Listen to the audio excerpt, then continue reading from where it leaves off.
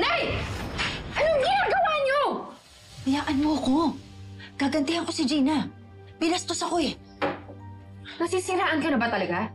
Pag tinuloy mo yan, walang ibang sisisihin si Gina, kundi tayo.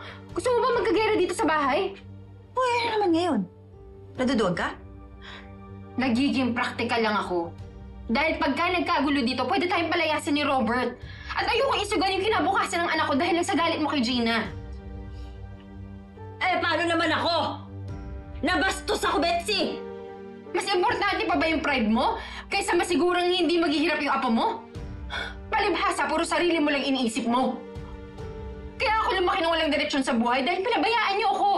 Na kailangan ko pa kumapit kay Robert para lang mawala ako sa kahirapan. At ayokong matulad yung anak ko sa akin. At hindi ko hahayaang masira yung kinabukasan ng anak ko dahil sa pagiging makasarili ninyo. At pagiging walang kwenta niyong magulang.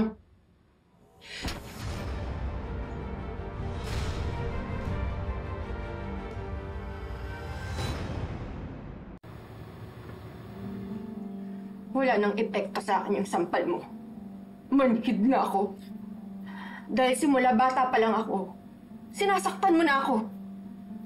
At alam mo yung pinakamasakit? Tuwing sinasabi mo sa akin na ganda lang ang meron ako, na bobo ako, at wala akong mararating sa buhay. Bakit? Totoo naman ah. Kung wala ako, saan ka pupulutin?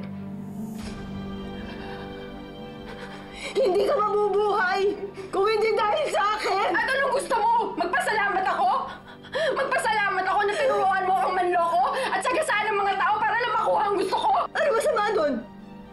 Sinanay lang kita lumaban sa buhay! Oo, sinanay mo ako! Sinanay mo akong gumawa ng mali! Naging toxic yung pagkatao ko dahil sa maling impluwensya mo!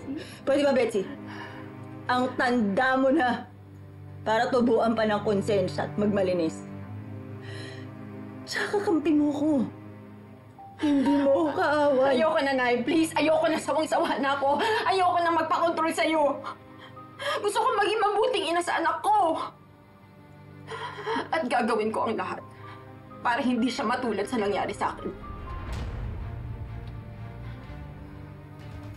Hindi ko gusto yung tono mo. Anong binabalak mo?